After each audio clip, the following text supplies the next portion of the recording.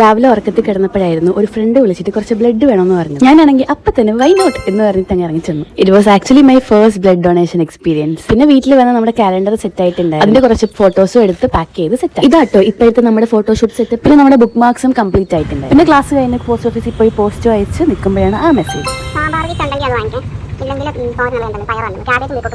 ഞാൻ ആത്മ പോലെ മാതാശ്രീ എന്നും പറഞ്ഞ് നേരെ MOT രാമചന്ദ്രനിലേക്ക് പോയി. നമ്മൾ തിരുവനന്തപുരംകാർക്ക് പണ്ടേ രാമചന്ദ്രൻ ഒരു വീക്ക്നെസ് ആണ്. അങ്ങനെ വണ്ടി എടുത്ത് അത് ഉരുട്ടി നടക്കാൻ. പച്ചക്കറി വാങ്ങാൻ വന്ന ഞാൻ എന്താ ഈ സെക്ഷനിൽ എന്ന ചോദ്യത്തിന് ഇവിടെ പ്രസക്തിയില്ല. അങ്ങനെ എല്ലാ സെക്ഷനും കറങ്ങി തീർത്ത് ലിസ്റ്റും പ്രകാരം സാധനങ്ങൾ വറക്കാൻ തുടങ്ങി.